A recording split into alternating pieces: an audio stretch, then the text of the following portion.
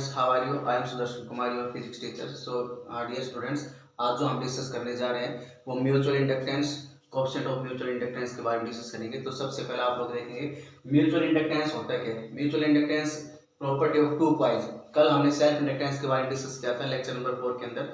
आज जो हम डिस्कस कर रहे हैं म्यूचुअल इंडक्टेंस। सेल्फ इंडक्टेंस पे एक कॉइल की प्रॉपर्टी थी, यहाँ पे कॉइल होंगी टू हमारे पास। Property of two coils, one coil के अंदर से अगर हम मैग्नेटिक फ्लक्स चेंज करवाएंगे तो अनदर कॉइल के अंदर इंड्यूस ईएमएफ या करंट इंड्यूस होगा और उस फिनोमेना को हम क्या कहते हैं, mutual inductance. It is the property of two circuits, coil का जो सर्किट कहते हैं, due to which one circuit opposite the change in current, one circuit opposes the change in current of the other circuit by inducing an EMF in it। ठीक है, one circuit oppose कर रही है। ठीक है, one circuit क्या कर रही है, यहाँ पे आप देख सकते हैं इसके अंदर one circuit opposite the change in current. One circuit है वो अपोज कर रही है चेंज इन करंट का और उसकी वजह से अनदर सर्किट है उसके अंदर ईएमएफ इंड्यूस हो रहा है। इस फिनोमेना को हम क्या कहेंगे, म्यूचुअल इंडक्टेंस कहेंगे। जैसे मेरे पास एक कॉइल ये है, एक कॉइल ये ले ली मैंने, ठीक है, और एक कॉइल हमने यहाँ पे ये ले ली। ओरिएंटेशन अलग हो सकती है या इसके अंदर मैं इस प्रकार से भी एक कॉइल ले सकता हूँ। ठीक है, वन के अंदर मैं क्या करूंगा, वन कॉइल के अंदर करंट फ्लो करवाऊंगा तो अनदर कॉइल के अंदर ईएमएफ इंड्यूस होगा। ठीक है, तो ये हमारे पास क्या था, म्यूचुअल इंडक्टेंस। अब यहाँ पे देखिए, यहाँ थोड़ा सा रिफ्लेक्शन हो रहा है तो आप लोग इसको देख लीजिए। ये होता है coefficient of mutual inductance. Coefficient of mutual inductance या म्यूचुअल इंडक्टेंस कहेंगे इसको। तो कोएफिशिएंट सेम टू सेम हमारे पास तो कल जो सेल्फ इंडक्टेंस के बारे में डिस्कस किया था उसी से रिलेटेड है। तो यहाँ पे देखिए, the magnetic flux phi linked with one coil is found to be directly proportional to the current I flowing through the other coil। अगर वन कॉइल के अंदर मैग्नेटिक फ्लक्स चेंज कर रहा हूं, भाई वन कॉइल के अंदर क्या दिया मैंने, करंट दिया, मैग्नेटिक फील्ड प्रोड्यूस हुआ, फ्लक्स चेंज हुआ और इसकी वजह से सेकंड कॉइल के अंदर हमारे पास क्या हो रहा है, करंट इंड्यूस हो रहा है। ठीक है, तो फाई है वो डायरेक्टली प्रोपोर्शनल टू आई होगी, यानी कि हम कह सकते हैं जो फ्लक्स है वो डायरेक्टली प्रोपोर्शनल किसके होगा, करंट के, इंड्यूस करंट के। ठीक है, और जब डायरेक्टली प्रोपोर्शनलिटी को सोल्व करेंगे तो यहाँ पे फाई इज इक्वल टू क्या आ जाएगी, एम आई आ जाएगा। क्योंकि हमारे पास म्यूचुअल इंडक्टेंस के बारे में डिस्कस करें तो यहाँ पे सिंबल ले लेंगे हम M.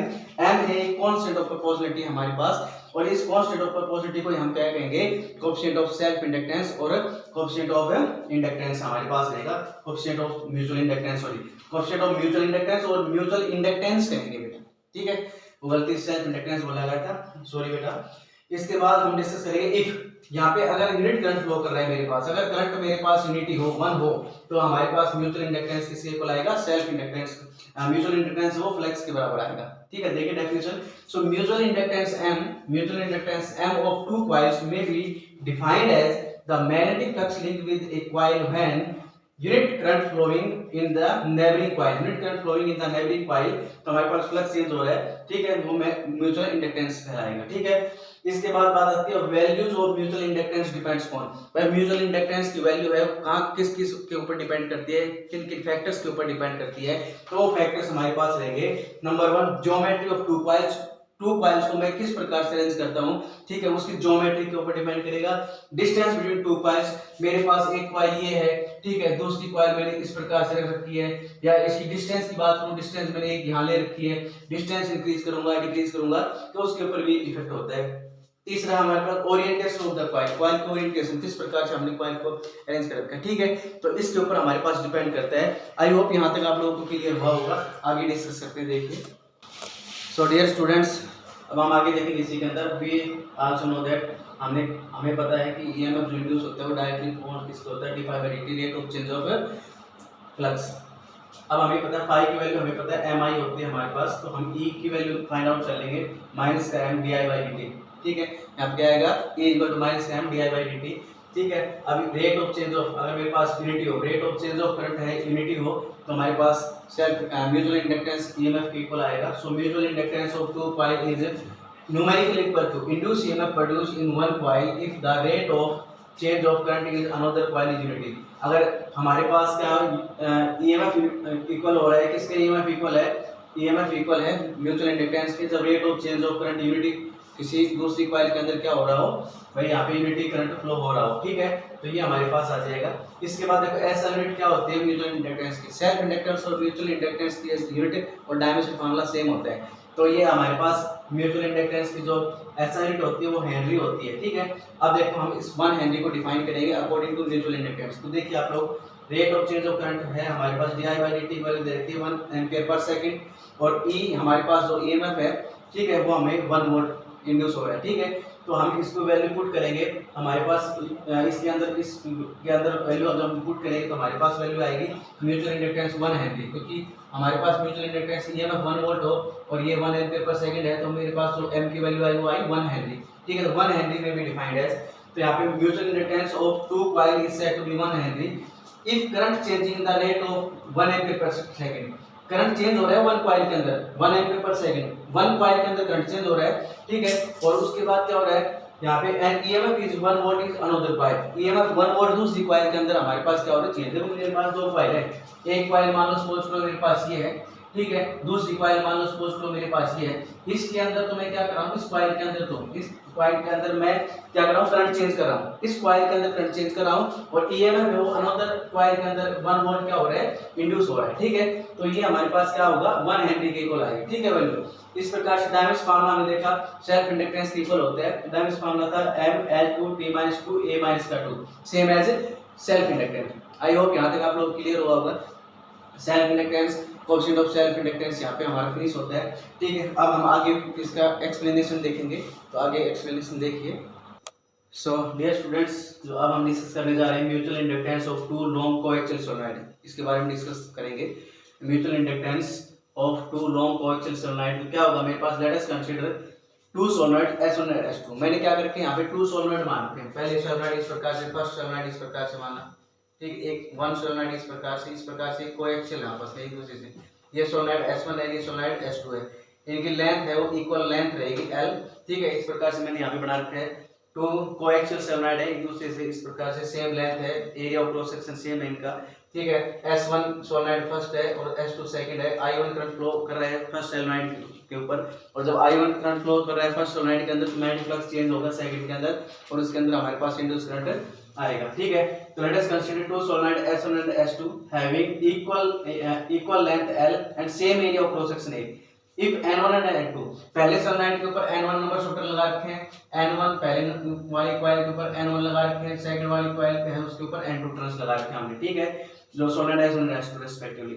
So the numbers of turn per unit length of the solenoid, numbers of turn small N1 है, ये हमारे पास numbers of turn per unit length आएगा N1 divide by L, N2 आएगा N2 capital N2 divide by L, ठीक है। If I is the current flowing in the solenoid S1, I1 है वो S1 सोलेनॉइड के अंदर से फ्लो हो रहा है, तो magnetic field inside the solenoid, क्योंकि जब I1 के अंदर I1 सोलेनॉइड है उसके अंदर मैग्नेटिक फील्ड भाई इसके अंदर करंट फ्लो करेगा तो मैग्नेटिक फील्ड चेंज होगा इनसाइड द सोलेनॉइड। तो मैग्नेटिक फील्ड कितना होता है हमें पता है B1 होगा म्यू नॉट N1 I1, ठीक है। अब N1 की वैल्यू क्या ले रखी है, म्यू नॉट जैसे N1 कैपिटल L इनटू में I1, ठीक है। ये हमारे पास इनसाइड सोलेनॉइड फर्स्ट के अंदर मैग्नेटिक फील्ड क्या हो रहा है, यहाँ पे क्रिएट हो रहा है, magnetic field linked with each turns of the coil. अब प्रत्येक टर्न के अंदर मैग्नेटिक फील्ड कितना है, मैग्नेटिक फ्लक्स की बात करूंगा यहाँ पे, मैग्नेटिक फ्लक्स आएगा phi2 की वजह से, फर्स्ट के अंदर आ रहा है तो सेकंड में फ्लक्स कितना चेंज होगा, ठीक है। सोलेनॉइड सेकंड के अंदर या सोलेनॉइड S2 के अंदर मैग्नेटिक फ्लक्स चेंज हो रहा है, ठीक है, फर्स्ट 1 कॉइल की वजह से, तो ये आएगा phi2। B1 की मैग्नेटिक फील्ड किस में चेंज हो रही है, S1 की वजह से, फ्लक्स किसमें आएगा इसकी वजह से B1, ठीक है, और एरिया A, तो यहाँ पे B1 आएगा मेरे पास mu not N1 L I1 into में A। अब टोटल फ्लक्स देखेंगे इसमें, देखिए टोटल फ्लक्स क्या करता है। सो डियर स्टूडेंट्स, अब हम आगे डिस्कस करेंगे इसमें total magnetic flux linked with N2 turns. Total magnetic flux हम देखेंगे N2 टर्न्स, क्योंकि कॉइल सेकंड है S2 सोलेनॉइड के ऊपर हमने N2 टर्न्स लगा रखे हैं, तो हमारे पास टोटल मैग्नेटिक फ्लक्स N2 के लिए क्या आएगी, phi2 is equal to magnetic flux of 1 turns multiply by numbers of turns. अब मैग्नेटिक फ्लक्स ऑफ 1 टर्न्स में हमारे पास क्या है, ये वैल्यू है mu not N1 I1 divide by L और इनटू में यहाँ पे A, और इनटू में N2 numbers of turns second coil के ऊपर हमने लगा रखे S2 सोलेनॉइड के ऊपर। If M12 is the mutual inductance when current change in S1, यहाँ पे M12 है म्यूचुअल इंडक्टेंस, करंट फर्स्ट के अंदर चेंज कर रहा हूँ तो मैग्नेटिक फ्लक्स सेकंड के अंदर चेंज हो रहा है। पहले फर्स्ट के अंदर क्या करंट चेंज कर रहा हूँ, मैग्नेटिक फ्लक्स किसके अंदर चेंज हो रहा है, सेकंड के अंदर, इंड्यूस ईएमएफ या करंट इंड्यूस हो रहा है इसके अंदर सेकंड के अंदर।